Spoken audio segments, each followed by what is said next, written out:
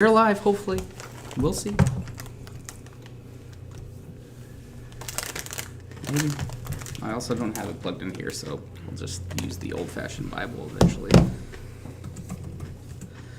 All right, how's y'all's week going? Good. Pretty good. Pretty good? Good.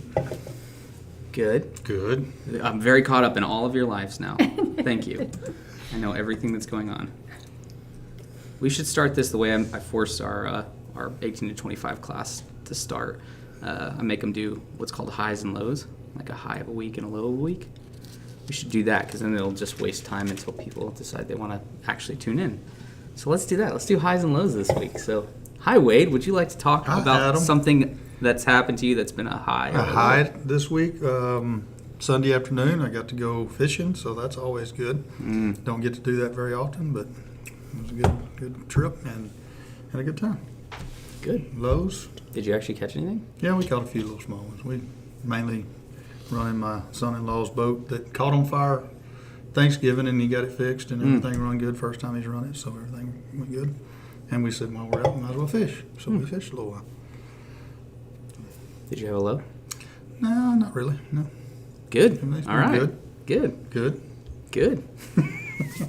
How about you, Scott? High is Anita retired, the low is Anita retired. We're live, Scott. We're live now. You think. Uh-oh. But she can always come back and watch. Anita's typing? What? No. Okay. All right. How about you guys? High, we got to see grandchildren through Monday morning. Low, Joe's starting income tax work, and that puts stress in the home. She's already told me the lows. Huh? You've Yeah, already that's told. our You've already lows, said yeah, the lows yeah. for me.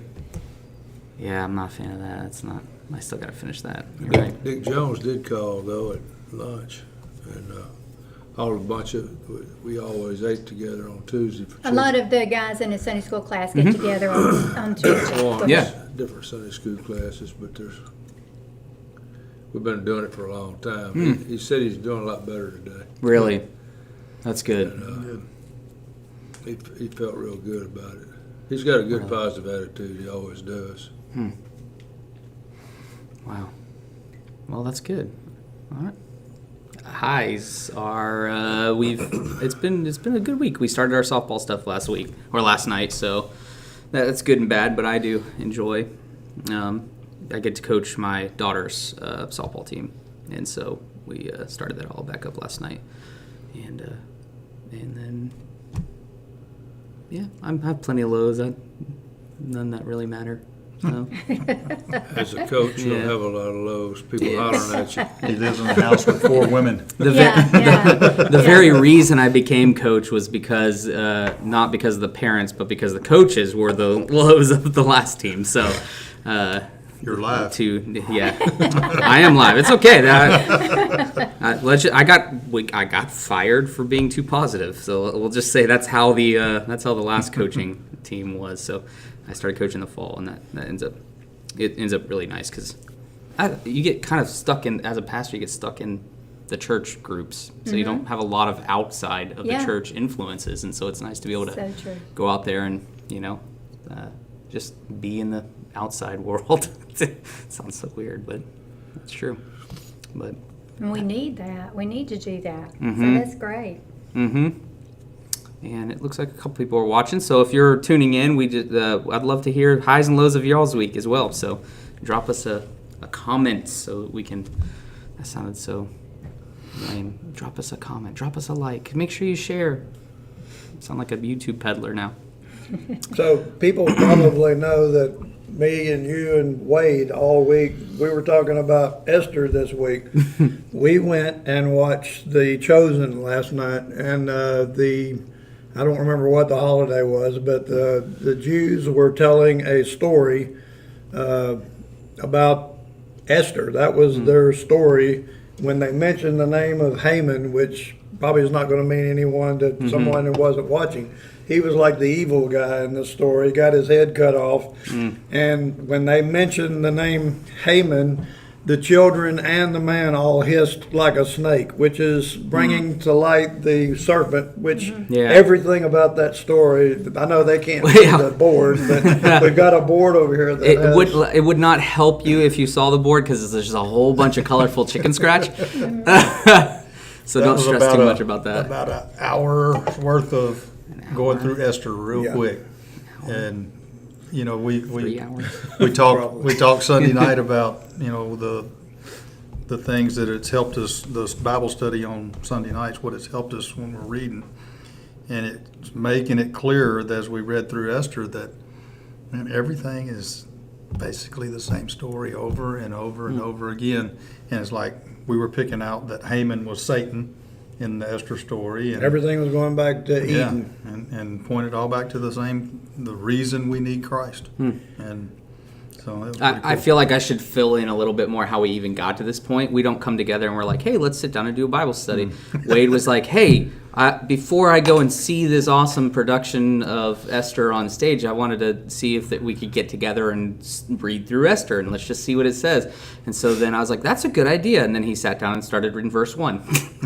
And like 3 hours later, it was like chapter 10, we finally finished. And so it was very much an impromptu Bible study, but it was fun because I have not studied Esther.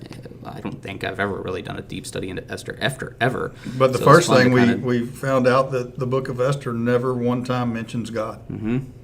Not one time is God's name brought up or anything like that. That was interesting. Another good thing that we found out was Wade was reading it, and you were stopping him, and you go, did everyone catch what that just said? And when you break it down instead of waiting until the end of the story, what'd you get out of that? When you go line by line and go, oh yeah, that's talking about Satan, or that's talking about Eve, or that's talking, you know, it was easier even for the simpleton that I am to figure out this instead of waiting till the end of the chapter. And I go, okay, well, what I got out of it was, okay, Esther was a Jew and wanted to make sure the Jews were not killed. Right.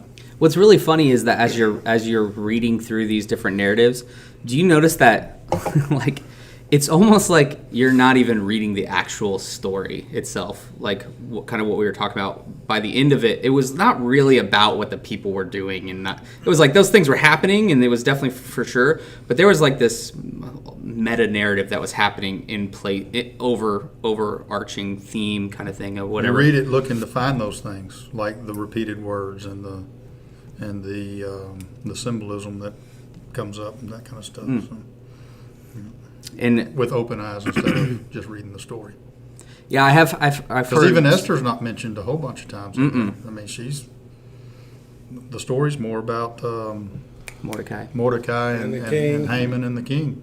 Esther just kind of played a part in it at the beginning and there at the end. But yeah, Well, now we've talked a bunch about Esther. I feel like we should have actually just done something in Esther. Esther'd be a good Yeah. good one of these studies. I mean, I would think you could do it within a couple of weeks, probably. well, we did it in a couple hours. Yeah, but well, At least okay, something. you said that, and you're talking about 3 weeks, probably. It does bring up a good thing that I don't think I've pointed out often is one of the things that seems to be happening in Esther, and we're not Esther, professionals here at any point, but is there will be times where the Bible is writing specifically about an individual like this king that's in the Esther story, King A, as we'll call him, because it's Ahasuerus, whatever it is, kind of a mouthful, potentially Xerxes. But when you're reading it, it's like he's clearly a king, things are happening in it, but then there seems to be, when you're looking at it from more of the patterns and stuff, and you're kind of placing people in the points of like, okay, well, Esther is acting more like, such and such, and Haman is acting more like the serpent, and Mordecai seems to be acting more like Jesus in this narrative. But then you get the king, and you're seeing that the king at some point in the story, when reading it like that, it shifts from a human king to almost like God, like God. And you're starting to see this pattern that's unfolding where God will have this intercessor that will take place, and he'll work through the intercessor to bring out judgment, all these kind of things. So the king, you're reading about King A, but it's somehow talking about two different people, because you can clearly see the drunken babbling king King A, but then at some point it's the reverential king and the one who will uplift those who follow him and stuff, and it almost like is speaking from a God standpoint and patterns, and it's strange to read it like that because you're getting really a good contrast of human kings and God kings, but it's all through the same king somehow, and it's not that the human king is good, it's just that we've shifted into more of like a allegorical type reading of whatever's happening in Esther, and so that was a mouthful of So you nothingness. made a comment that that guy was potentially Xerxes. This is the same Xerxes that in the 300 the Spartans were fighting against? Without doing any greater depth of research, I believe so. I believe that's who, because we're dealing with Persia, the Persian king, that they think maybe could be Xerxes, and some Bible translations even just put Xerxes in it. Well, it sent back to the Step Bible sent me back to what I say earlier, Ezra. Ezra, yeah. Yeah, and there's too many here. I don't remember what it was, but it said in the reign, and it listed some history there of who, and I want to say something was said. I don't remember. Anyway. Yeah, it talked about this king in Persia, Yeah, the I King can't A remember in it repeated that Sir of the Citadels. It repeats that phrase in Ezra. Talked about the beginning of King A's reign. Yeah. Back in Ezra. Yes. So Yeah. So you should just come hang out up here sometimes. We have impromptu, long Bible studies and books for who knows what. Really, it's just him reading and me running around this room going, "What in the world's happening? This is crazy." I don't know if that's not better, that he's reading and then you can stop us and go, did you catch that? And so I got more out of that than going through, a whole chapter and then, okay, what'd you get out of it? Yeah. I didn't get anything, or, I got the meat of what they're trying to say, but not the underlying, where it's tying back to Eden. Yeah. It takes training to have eyes to see some of that stuff. And I don't know if it's like, I'm not above thinking that this type of reading of scripture where it comes to seeing like the patterns and the repeating, elements that seem to happen. I know that kind of takes a different type of brain. I've always kind of enjoyed more the artsy type side of things. And so for me, the analytical, chronological, historical and stuff, that's never really meant much to me. That always felt like memorizing facts and history. And so for me, once I realized like how the literature was working behind it, I could start to see like the genius of it. But I understand that isn't what gets some people's juices flowing. My wife is kind of the opposite of that. Like, she's more amazed that all this stuff lines up in history, and I think she would be more amazed of more like the analytical type mindset as opposed to the abstract mindset. So I wouldn't think it's super. Don't be discouraged if for some reason you're like, I'm not seeing this pattern. I don't see what he's talking about. It's not. That's what's brilliant about Scripture is you don't have to. Like this, it's life-changing the way that it needs to be for you because it's alive. that's back in Ezra. Is that who you're talking about? Artaxerxes, it just I don't know. I'd have to look and see. It said back in the Persia, yeah. days of Cyrus, Yeah, that might be him. Darius, and all them. Yeah. So Nebuchadnezzar comes along when? Well before the Esther story. Okay. So Babylon is conquered by Persia. And so chronologically, Daniel's already happened. I know it said something about Darius. Where did we talk about Darius? And that's Darius the Mede, I guess. That was who conquered. Darius, king of Persia. Well, I don't know. Possibly is that Darius the Mede? I'd have to look. Darius answer the that Mede is when the Medes conquered the Babylonians. Mm-hmm. Yeah, because that's all part of what sets up in Daniel as far as the kingdoms that will come afterwards. And it talks about the Medes and the Persians after Nebuchadnezzar's son doesn't repent and he ends up dead. That's in Daniel 5. And I'm not some Bible genius that knew that was in Daniel 5. I literally read Daniel 5 yesterday, so don't be amazed at how amazing I got it down to the chapter. That's my favorite. Daniel Is would it? be my favorite. I know you said that you're considering that for one of the Bible studies, and I'm all for it. I'm also for the Genesis, but if you're taking a poll. a poll, I want the first few books of Genesis before John. But Yeah. I think Was it that would be- Sunday that I mentioned that? Yes. I think it I was. think it'd said, be cool to do John too, though, to see how that relates back to some of these stories that we've gone through already too. I told him on Sunday that anything I can do to guarantee that I'll keep a job, I'll try to do so. I'm always pre-planning that next class, and so we have a couple options. Genesis 1 through 11 is just so foundational to the way you read the rest of Scripture, and so we could do a really good deep dive on Genesis 1 through 11, or we could shift gears and go to a bigger overview of John and how John is using all of this stuff brilliantly to prove kind of his thesis. So I just put it out there, and if you're at home or you're in here and you guys have a preference towards which one or not, just let me know, and we'll kind of do that. So, yeah, cool. Okay, that was good enough, right? We're good, you guys. you getting any questions? Nope, we got 5 people listening, and nobody wants to talk to us, and we're Who's not that listening? cool. So I don't know. I just see a number. If you're listening, say hi, It's 'cause so you're I not know on who's here. Facebook, you're on YouTube. Huh? Tell them highs and lows that you wanted to hear that. I did. That was probably before 5 people were listening. They're gonna drop off if they have to do that. Hey, Lauren, you can stop doing what I told you to do and opening up 5 different browsers and logging in so it looks like people are watching. Yeah. So you guys weren't able to be at the class on Sunday night, and actually my recording did not turn out for that. Imagine that. I love technology so much. Hello, Carlene. We got a new face here. I like that. That's good.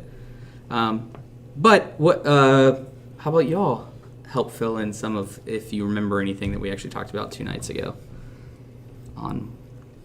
We talked about how the different chapters lined up basically the same. What was it, 37, 38, 39? Mm-hmm. And how they were basically the same or whatever. What was the narrative that we talked about specifically in 39? Do you remember? Sibling rivalry. Yes, but through what story? I'm testing your knowledge here. And that's Well, In 39. Joseph and his family with all the brothers selling him, and then you had Judah. Judah and Tamar. Mhm. Yeah, And then Sunday night we talked about. there was a veil. There was some deception. I know, but through what story? Well, Where- we that's go back Tamar, to- and Yes. she was the daughter-in-law that put a veil over it, and Judah thought it was a prostitute. Yep. a shrine That was 2 weeks. That was prostitute. 2 weeks ago. So then Sunday night was. We're going to go backwards in time and go back Talking to about clothes, clothing. Joseph is down in There you go. Egypt. And what occurs in Joseph down in Egypt? The first thing that happens down in Egypt is he's going to go through his own temptation of a woman. Oh yeah, Except that woman is the one who's going to be tempted, and she's going to be tempted Potiphar's wife. Yeah, and so the importance of kind of reading 37, 38, and 39 all in a big chunk is where you really start to see how this is all working. Because you're going to see you've got the 2 seeds clearly lined up. As far as the seed of the woman being the more godly one, this is the one that obviously is now in Egypt and is in Potiphar's house, and God keeps blessing him and raising him up in the situation he's in. And you got Judah who's going out of his way to really mess things up. Now we're going to go back to this temptation, and we're going to see how Joseph will do it right, and it's amazing. But one of the big things we dwelt on a couple weeks ago with Judah and Tamar is it just sort of feels like Judah gets away with it. Like it just is like, okay, he had 2 kids with his daughter-in-law, but okay, we're good. Like moving on, which is good. That intuition is really good because what you see is Joseph does nothing wrong and ends up getting the punishment. He ends up in prison. and both of which, Levitical and Egyptian law, both say that both men should have died, should be dead. So it's working on a whole bunch of different levels, and it's replaying this pattern of the, being tempted with something that man thinks is good for them, and it leading to potential death and destruction, and then overcoming temptation with the thing that, man seems is good, but doing what's good in God, and God keeps working behind that and elevating them up wherever they are. I think is another thing that we didn't actually touch on, but wherever they are, Joseph keeps getting elevated up in prison, like enslaved, and we're like, well, I mean, that kind of still sucks. Why couldn't you just get him out of prison and out of slavery, So that's what we talked about on. Well, another of the discussions that we've had was how Daniel and Joseph and Daniel's stories are, both of them get thrown in prison, I guess behind different circumstances, but but the stories kind of overlap. Very much so. And when you go down a deep dive, even all the way down to the phrasing, it takes place. It's like in the third year of Nebuchadnezzar's reign, and the third year of Joseph, who will be under Pharaoh. They're going to interpret dreams that keep both kings awake.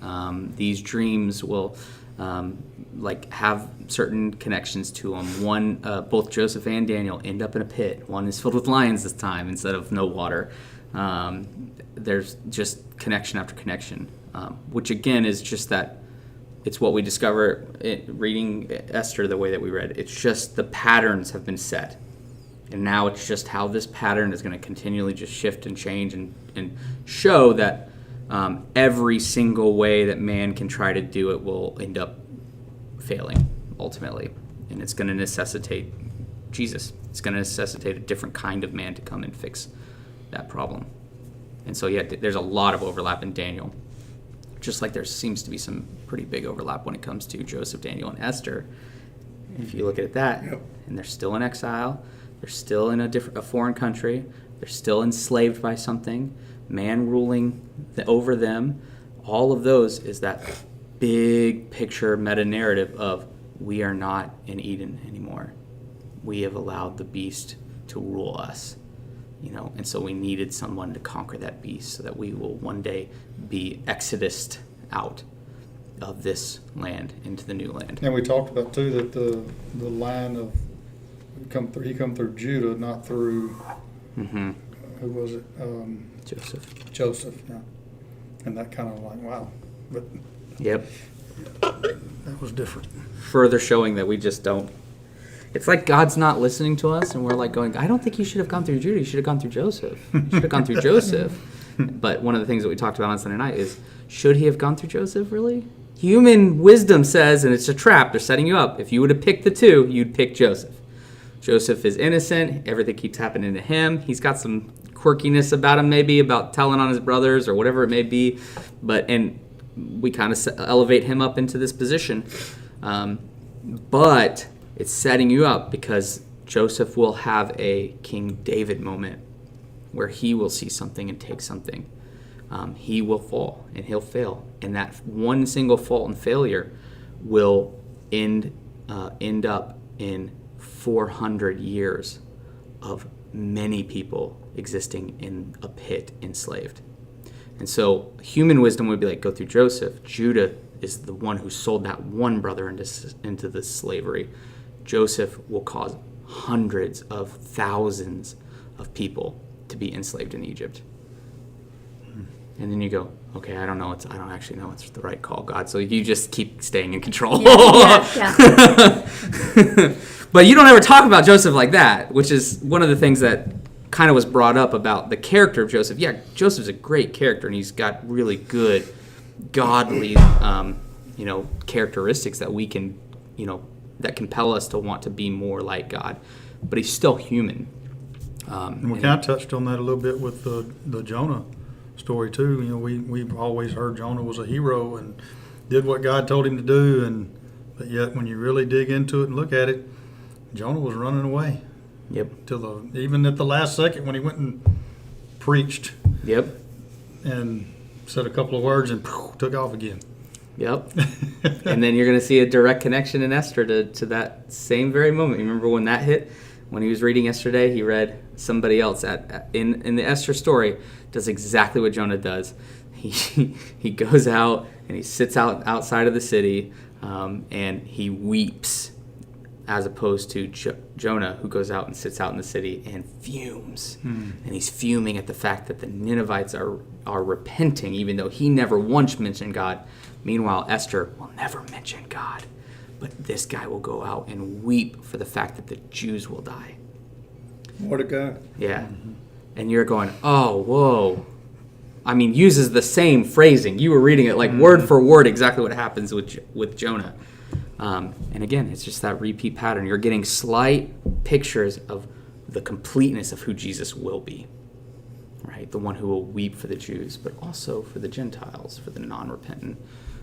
The one who through death and through, as an innocent man, will go through death and resurrection and will bring a famine-perished world new, manna, new bread and wine through him, and you just see all these little tidbits, this Christological, typological, fancy words for there's little tiny pixels of Jesus being posted all over this place, and as you put them all together, you start to see the complete picture of Jesus. So, No questions yet? now they're bored, they're sleeping. It's their lunch nap time. Somebody needs to ask a question. Hi, Tracy. How are you?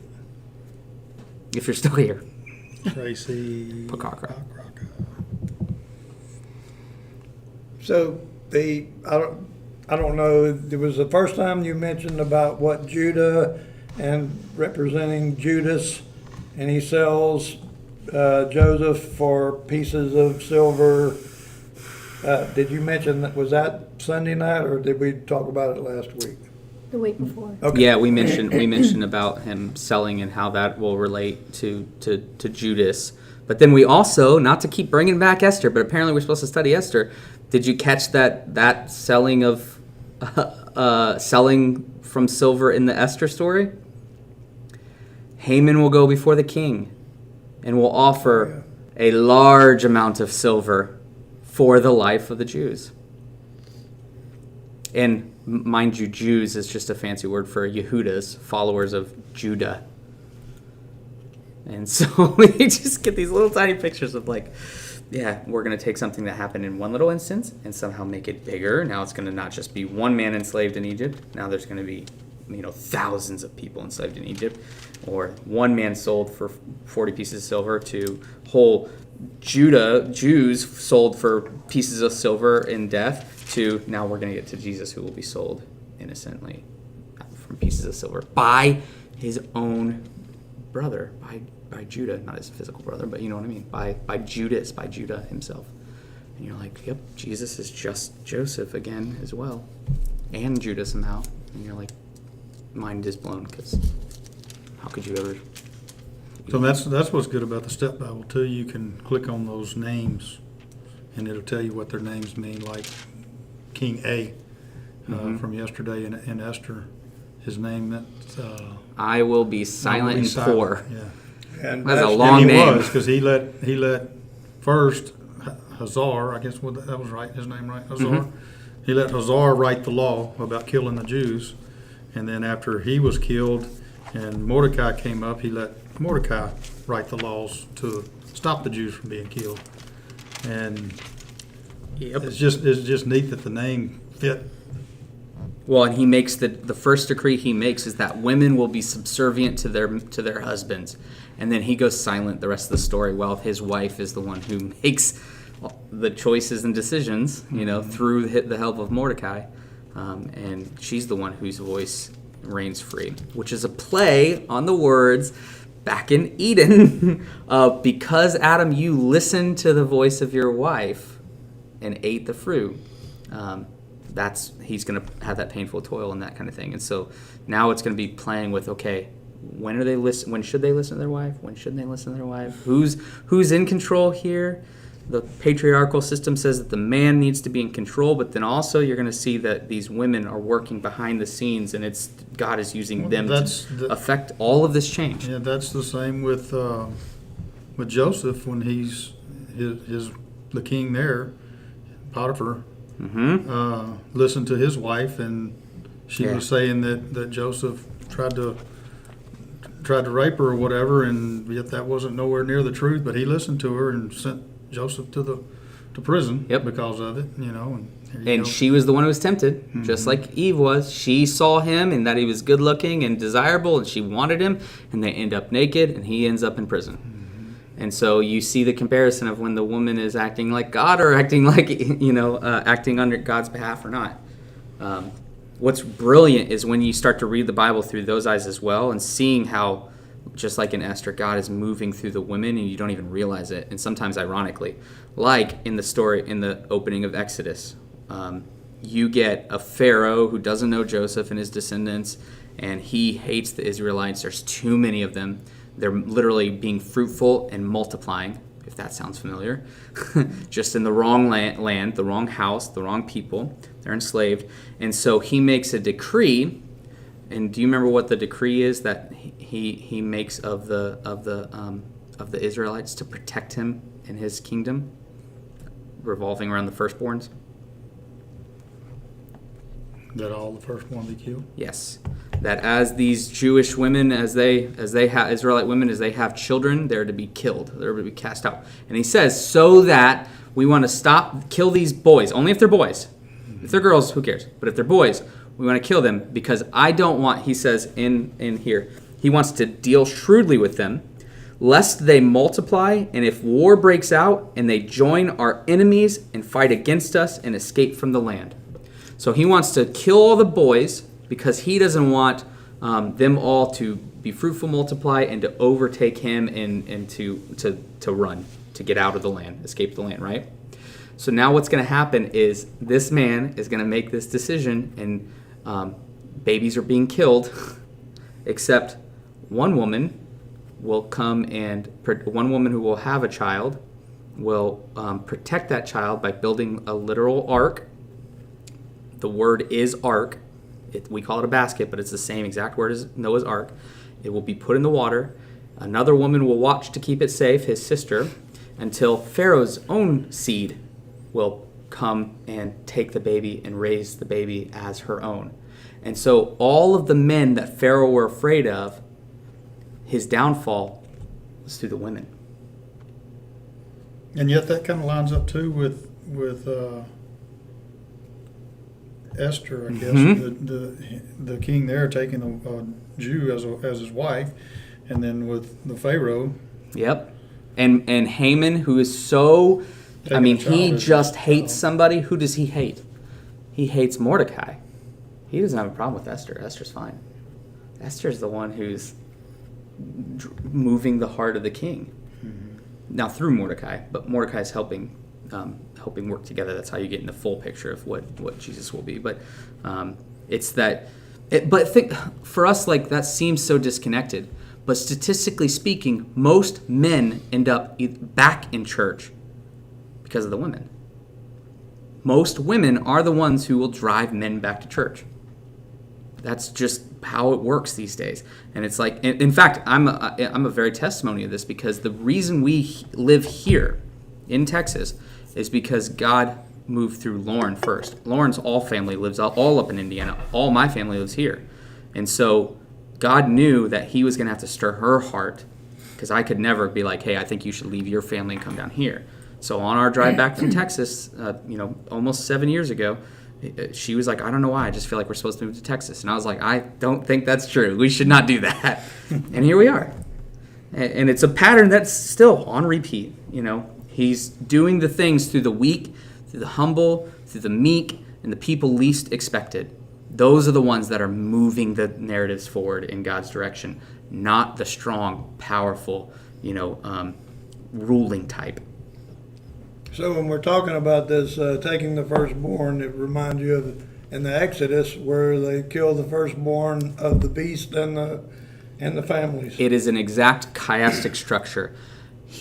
Pharaoh got exactly what he was afraid of, and it ends the very same way he started this whole thing. The whole thing starts because Pharaoh wants to kill the firstborns. The whole way ends because God gave them over to that desire, and killed his firstborns, or anyone that wouldn't follow. Now, what's interesting about that, and what we don't think about, is the fact that we get that the Israelites exodus out of Egypt, but it wasn't just the Israelites. It was the Israelites and any Egyptian that listened to Yahweh. And it's that's another thing that we kind of forget, is that salvation is for anyone. God is willing to. It just requires us listening to His word and not to our own word. There's so much in this. If That's you've ever so brilliant. seen Cecil B. DeMille's Ten Commandments, you'll testify to that about the Egyptians going with them. So it's a pretty good show, pretty long, but pretty good. Which one is this? Ten Commandments. Oh, okay. Cecil B. DeMille was the. Is that where the "Let My People Go" famous? Passover. That's what that is. Yeah. Okay, I've never seen it. Wait, you need better to watch it. invest some Okay. time. It's good, but it's long. Long. That's a good story. Interesting. For- Interesting. How we doing, host? We've got 4 people watching. 2 have said hi. Carlene and Tracy. Good. No questions. You're gonna have to ask questions, or Scott's gonna keep bringing Did up y'all stuff. talk about Esther last Sunday, or was that? That was yesterday. That was yesterday. Yeah, it was yesterday. Impromptu Kinda Bible study. Trying to figure out what y'all talk about Sunday. So Sunday was Kind of the recap, yeah. high level, if you don't mind. You don't Yes. have to go through all of it. but- So on Sunday we hit the Joseph and the Potiphar's wife. Right. And then, so what we did is we compared Joseph's temptation alongside of Judah's temptation. So Judah will be tempted by a woman who he decides to sleep with, and Joseph will be tempted by a woman and he'll choose not to do that. So it's that picture of, again, both seeds. It's setting a trap for us to think Joseph will be the one. And we talked about how over and over and over and over and over again, through repeating words and phrases, we get house is mentioned a whole bunch of times. The house of Potiphar, the house that puts everything over the house, all the way down to the fact that Joseph gets thrown into prison, which the very word is literally the house of roundness. So he's house. God keeps elevating them in this house, in whatever house he's put in. And then how that is important, because house and seed are a promise that were made to God's people through Abraham. He will make his name, his house great. He will, through his land, his people, will be blessings to all the world. And we're reminded at the very first line of chapter 39 that we are not in that promised land. We are in the wrong land, in the wrong house, under the wrong king. God is still moving, but it doesn't mean this is the best way, which is where, again, we're set up for the beginning of the Exodus story later on down the line. But it's clearly trying to get you to see there's a deception that takes place with the garment. The garment has now been used 3 different times to deceive. In chapter 37, they sent the garment to their father and said, identify this, and he identifies it as Joseph's. The garment is used to deceive in Genesis chapter 38. She will veil herself, and then he will actually give articles of his garment, the ring and the staff, to him, and that's what she will use to save her life and to identify his wrongdoing.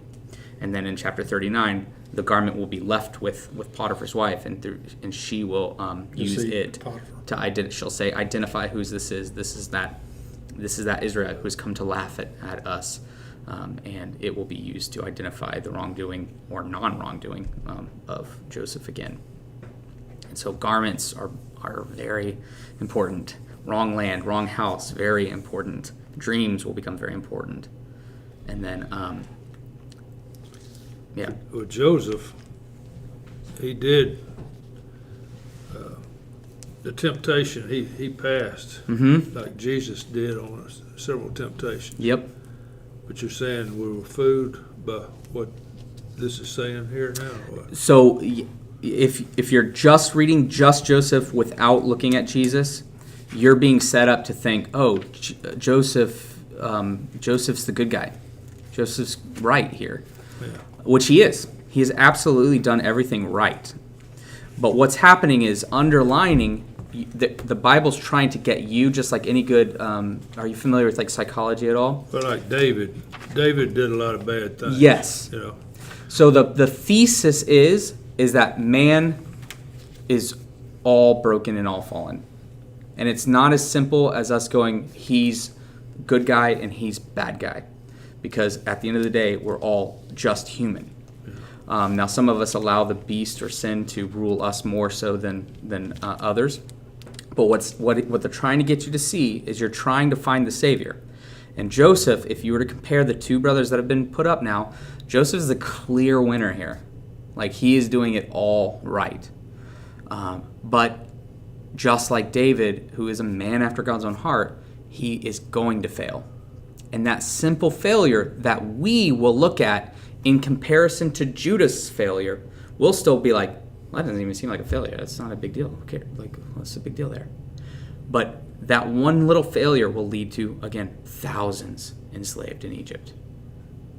So then it's meant to confuse you because you're supposed to go, well, what? Joseph's a good. What do you mean? Because you're supposed to be going, I can't sit here and make these judgments of who's the right way, what's the wrong way. I can't do it. It doesn't make any sense to me. Thank God he knows what he's doing. Can't get there through man, period. Exactly. No matter what, no matter how exactly. good they are, can't get there See, through like man. Yep. David had a child, the 1st Mhm. boy, and now all those tribes are trying Yeah. to kill every Jew. Yep. So I mean, it's the same kind of. And it will not be the nations that will kill Jesus. It will be his family that will kill Jesus. It will be his chosen ones, his chosen people, his own high priest, not the Romans. The Romans will enact it, but it will be his people that will send them along. And so, yeah, I just like the idea because our natural tendency is to read the good guy, bad guy narratives, and the Bible's going to be real good at trying to throw all the kinks they can in who's actually good and who's bad. We'll see the Ninevites repent. We'll see Jonah, the prophet of God, not repent, and it just throws everything into a mix up, and it's meant to, because if we only cared about Christians, then the Gentiles need Jesus too. We have to love them too, and the only way we love them is when we realize that they're just as lost as Christians. And if we're just concentrated on the Gentiles, then we're ignoring the ones who are Christian that are just as lost as the Gentile. It's just like we're all fallen, we're all broken, none are righteous. It's going to require one outside of creation to come into creation to fix that problem for us, to bridge that gap, lead us into a new promised land. Hey, we're up to 8 people. Whoa. And Sandy Brandon. You need to said ask more hello. questions then. Hi, Sandy. If that makes sense. That's not all we talked about Sunday night. What else are we talking about? I don't remember. You got the notes, not me. I got a bunch of chicken scratch on my Bible. Here in I don't Allison's know what this means. webcast, we talked about that. Yes, we have a podcast that we've started, a new venture, where we're kind of attempting to help, fight biblical illiteracy in the Big C Church today, and so you can find that on YouTube or on Apple Podcasts or Spotify. It's called Biblical Bites with a Y, Bites, BYTES, or you can go to any of our Facebook pages. I'm 12 minutes into it right now. Are you? Yeah, I was listening. It's all in the car, downhill yeah. from here. For the record, I said Allison would be really good at doing a podcast, so that's the way I envisioned it to go. Not more of Adam's vomit coming on. So, but no, No, I'm y'all do excited. well together. Really, Y'all work well together. really, yeah. really appreciate any opportunity to talk about the Bible. So, wait till the next ones. We got some good subjects coming up. Shameless plug. Thank you for that. Am I? Did you ever have any suggestions, since there's more people, about what you talked about earlier about you gonna do the first 11 books of Genesis, or Yeah. Yeah, Or give John. them that. give yeah. them a I've not heard feel any on- feedback other than you just now saying Genesis 1 through 11. Well, you knew I'd be So- for that. Well, I know where you stand on that I like one. to start from the start myself. Yeah, I'm more like he is on. I'm with you on that. Chronological stuff. Yeah. I have a tendency to want to teach that too, but on the other hand, I also have a tendency to really dwell on the Old Testament, which is totally opposite of where I used to be, just because it's so incredible setting up the problem. And so, See, we went through the New Testament. We're going back through it again. mm-hmm. But that's what they like. That's where they feel like Yeah, they need to be. Yeah. So, but the history I like too. yeah, I don't ever get yeah, that. I'm still real big on the chronological stuff, though, and I know, especially Genesis, we got no idea of when years on a lot of this stuff, Yeah. especially pre-Noah. We have no idea, yeah, or even when the flood happened. right. So, by the way, you got me interested in watching these. What's it called? With where they have the different. The ancient Ancient civilizations, where every one of these civilizations has a flood and or fire and some kind of catastrophic event. Every one of Yeah. them. They talk about the Aztecs, and all of these all talk about this flood. Mm-hmm.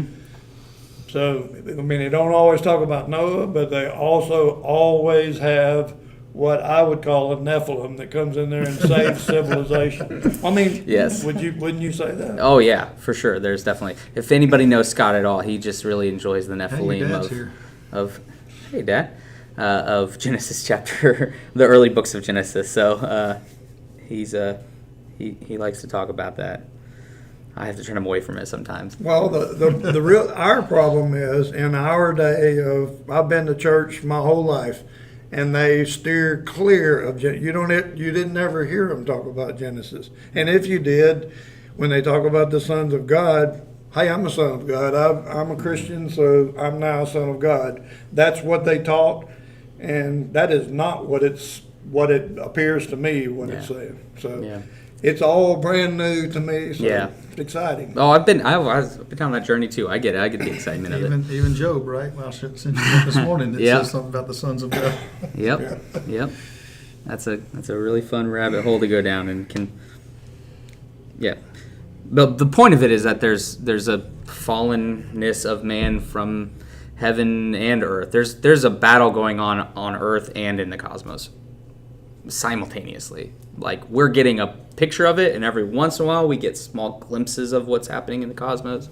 But there is for sure. I mean, think about Ezekiel and or Elijah, and all these visions, and the those who are for us are greater than those against us, and being able to see into that next other dimension where there's a whole battlefield prepared to fight and stuff. And so we get the view of the seed of woman.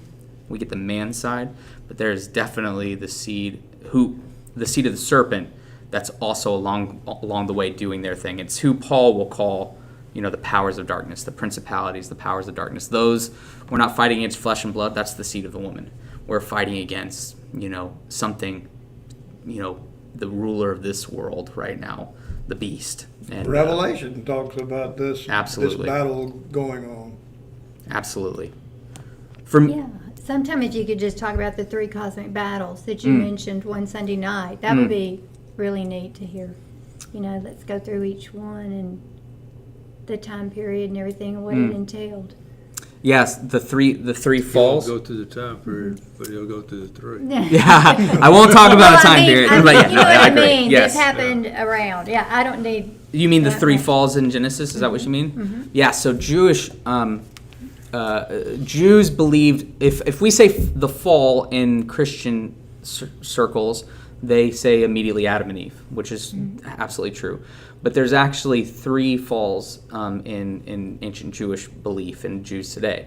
There's Adam and Eve narrative, and then there's the flood narrative, and then there's Babel, which all of us, once we kind of think through those, we're like, okay, yeah, there's definitely threes. But all of them have different implications, and all of them have all three, both a human fault and failure and a cosmic or heavenly fault and failure as well. And so you're seeing these along the picture of this happening. So Adam and Eve are going to be tempted by the Nakash, the serpent, which is a play on words, which we can get into if we do the Genesis 1 through 11. It's a triple entendre. So it means shiny ones. It means copper and snake, or like diviner, right? Diviner, snake, and copper, shiny ones. And the Bible will play with that from now on. It'll talk about a serpent, and it'll talk about copper, and but they're all the same words. And the serpent, who in Ezekiel will be called a great guardian cherub, you can associate now the serpent with a heavenly being. So we have a heavenly being who we call Satan, according to the New Testament, will tempt man, and they will both fall. And then in the Noah narrative, you've got the sons of God, who Job will show as a heavenly council, and Satan is a part of that, or the accuser is a part of that council.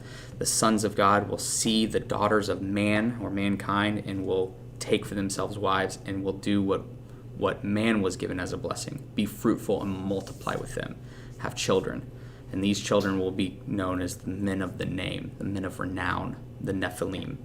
And then that will cause, obviously, mass destruction, mass extinction event, because now the seed of woman is also literally been mixed with corrupted, impure, made impure. And then you'll get to Babel, and Babel is men come together and decide, instead of making God's name great, they will make their own name great. And the founder of Babel will be Nimrod, who is known as a descendant of the Genesis 6 fall. And so you're getting the seed of now the serpent is now also leading mankind into trying to elevate themselves into God's position and place. And this will cause God to scatter them and mix up their language, and choose one people, one family, through whom now this seed will remain pure, but this seed, through this pure seed, will bless all the nations. Problem is that they don't remain pure. They're constantly not listening and constantly intertwining with other cultures and worshiping other gods and causing death and destruction and everything else that we've seen in the pattern of everything else. And so there's three cosmic and earthly rebellions that take place simultaneously, or chronologically, I should say. And then everything that Jesus will do will come and undo all three of those falls, very, very specifically. It'll just be hidden in plain sight in a way. And so he'll go and tell his believers, as before he ascends back into heaven, he'll tell his believers, I want you to go, and I want you to go into all the nations, all people and tongue. All the power that was given to the seed of the serpent here, no, that all authority is now given to me, the Son of God, the one who came through a pregnancy between a woman and divinity, but the right way. And this guy will be the men of the name, but he will be the name above all names. And he'll come and send us out to undo Babel. Think about it. Think about Pentecost. What happens at Pentecost? It's very, very brilliantly working alongside Babel, the outcome of Babel. They're all together in one place. The Holy Spirit comes upon them, and they're all speaking different languages, but everyone can hear one language. And it's a little picture of how the church will now go into all the nations and undo all of these falls, all of these different narratives. And it's brilliant. So, sorry. Thank you. Does that make sense? Yes, thank you. Okay. Have we lost everybody? Still got three. Woohoo! Lauren's Nobody's decreased asking some of her any browser. questions. Wrong question. Joe versus Kathy.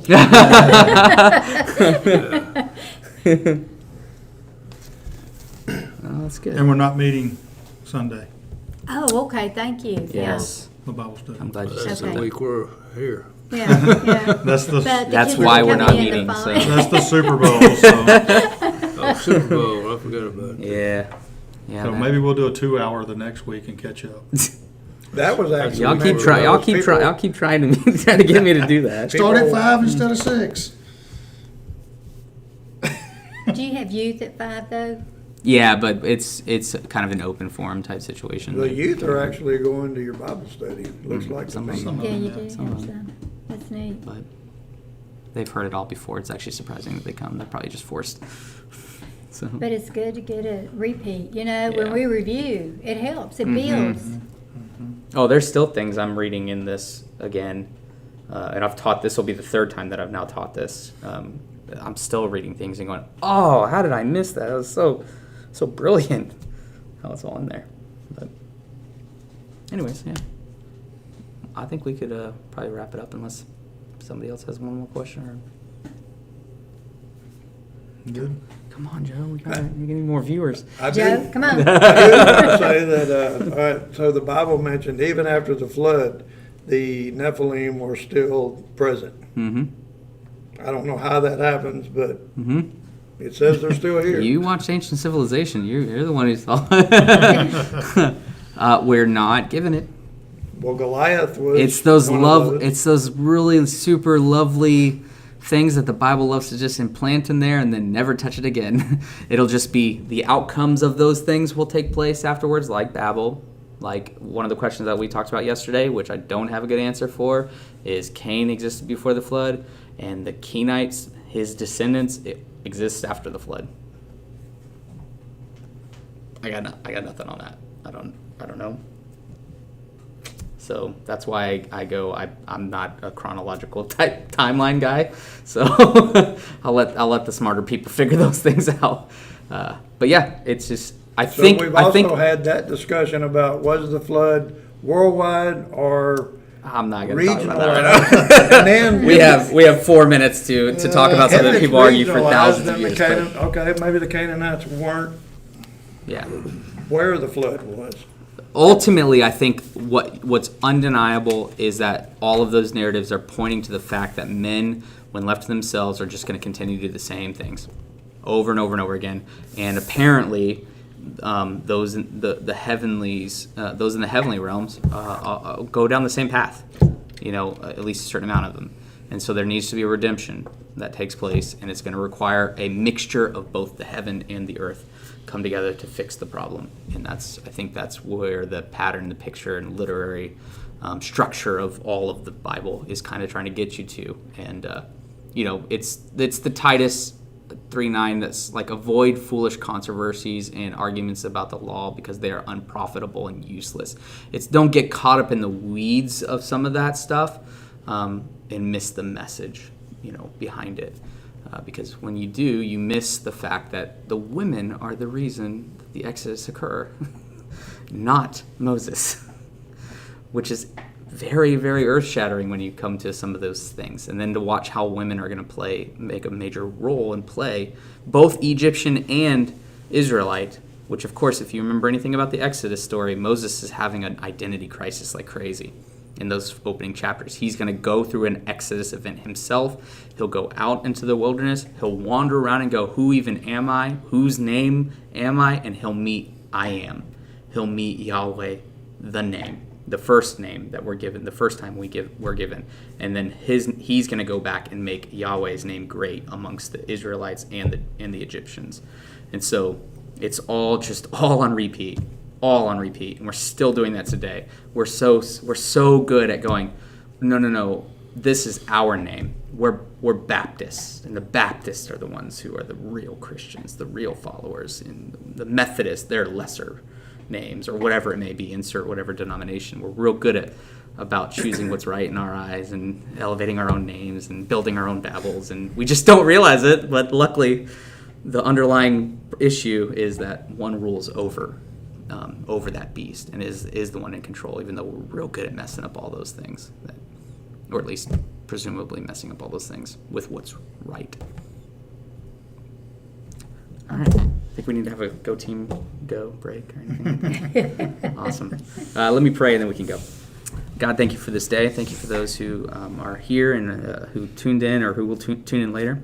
God, I'm thankful that we're given example after example of how it's just never going to really matter about our efforts and our energies and our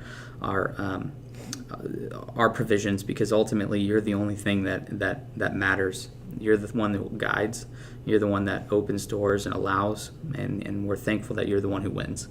God, I just pray that you'll just continue to birth in us a desire to just spend time with you in the Word, that you will begin to continue to make it alive to us, and that we will be on this constant adventure of just discovery of how incredible you are and how you've had this whole thing staked out from before time even began.